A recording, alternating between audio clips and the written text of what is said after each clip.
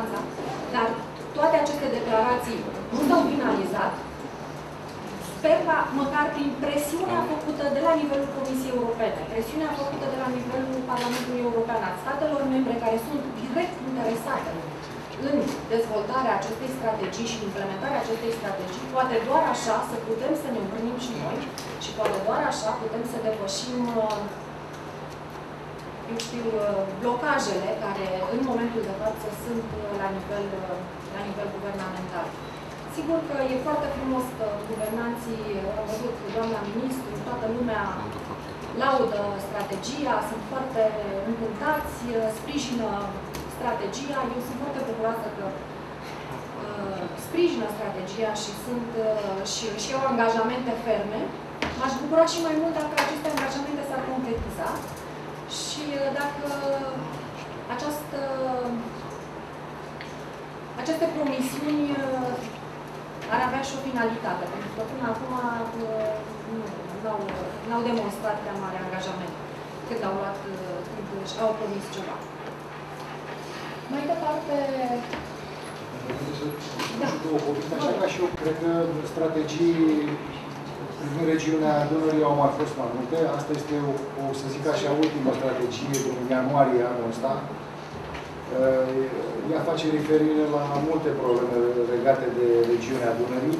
Dar cred că două sunt așa, cel puțin nouă, mi se pare că pot fi aplicate și pot avea, să vă spun, legătură și cu cei doi europarlamentari liberali, doamna Manescu și cu domnul Tău. Una ar fi realizarea draftului acela de 2 metri minim pe Dunăre, despre care vorbim și de foarte mult timp și am tot zis că s-ar putea să o facem. E un prilej bun. E un prilej bun să putem să și concretizăm acest proiect. Iar celălalt ar fi de a putea lega Constanța, portul Constanța de Rotterdam. Și asta este posibilă numai cu sprijinul Germaniei, pentru că acolo există o pauză, ca să spun așa, cu canalul mai mult. Nu este foarte în interesul lor, dar ținând cont că există această strategie, s-ar putea să se lase convinși și cu ajutorul doamnei deputat, să putem să trimitem marfă din portul Constanța la Rotterdam. Ar fi o mare realizare. Asta ar fi pe scurt ceea ce vreau să... Hello, bună ziua. I cannot speak Romanian, but I'm glad to be here. I don't know whether we shall translate it sentence by sentence or no. Okay. First of all, it is for me a thrilling moment because I come from the south of Germany.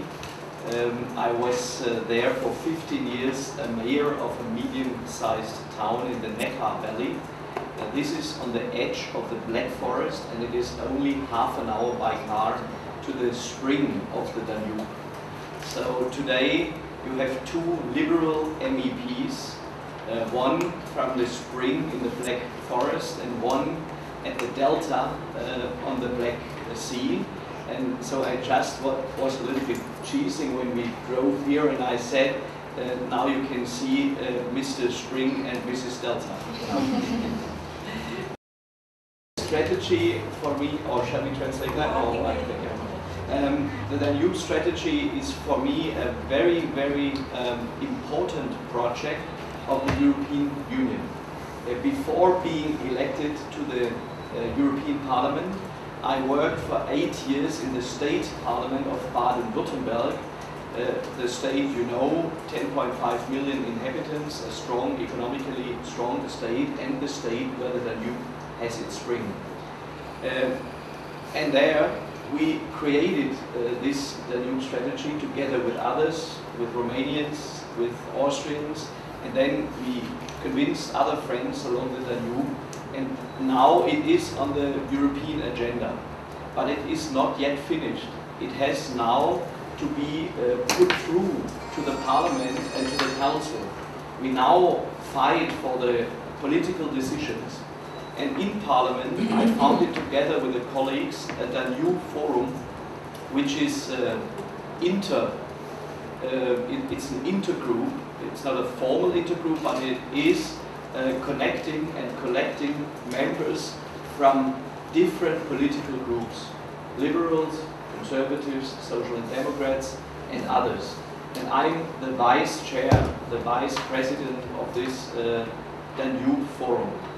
Colleague Zwickau, I can mention, is the president, and I'm the vice president, and together with Ramona Manescu, I fight in the liberal group that we get a majority for the Danube strategy. As you can imagine, there are 500 million inhabitants in Europe, and they all want to have their projects. And we succeeded now to get the second macro-regional approach in whole Europe for the Danube strategy. And from my point of view, this is a huge, it is an exciting perspective because it opens up great opportunities for economic growth and for cultural cooperation.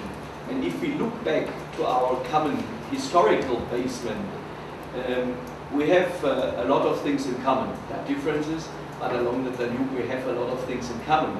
And in the plenary in the morning, I called that we build up the Danube strategy on this common ground. We don't need a Danube monarchy as we have with the Habsburgers, because we don't like monarchies now any longer, and we don't need kings or emperors any longer. But we should create a Danube democracy. We should create a Danube democracy connecting on a same identity the peoples along the Danube River, and then we can make most of it. And I'm sure that the Danube can be the source of economic growth. It can be a source of jobs.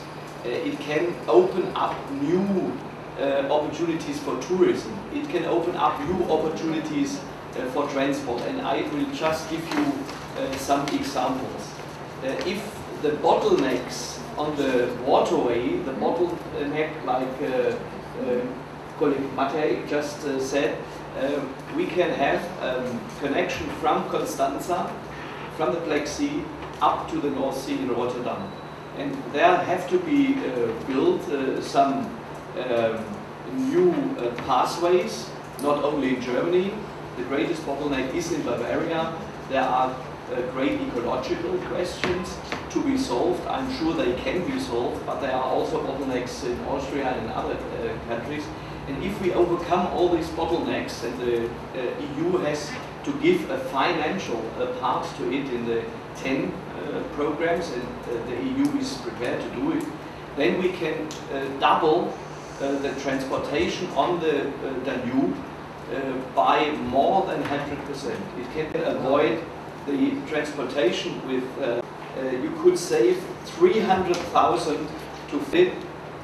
Europe was, according to the political division 20 years ago, communist and Western world, for 2 billion euros just to make it fun to have this magistrale bike trail is stopping. And then the tourist has to go on huge roads. The tourists, if they have children with them, they are then interconnected with trucks, and it is dangerous. And I think really we should work on it to have a connection, a bicycle connection from the Black Forest to the Black Sea. Some people say, do we really need it? Yes, we need it, because as a mayor, I created in my area the Neckar bike trail, and we have a huge increase in tourism. You cannot imagine how many people really like cycling, and if I look out, if you start early in the morning, it's not so hot, and you will have a brilliant weather, and in the afternoon you can sit somewhere in a little hotel or in a nice cafe, and you will have a beautiful holiday. It's good for the health, and I'm sure you will have a huge potential. The problem with it is the communities, the municipalities have to build this trail, and they can use for that European money. But the national governments have to allocate the structural funds to this project. And to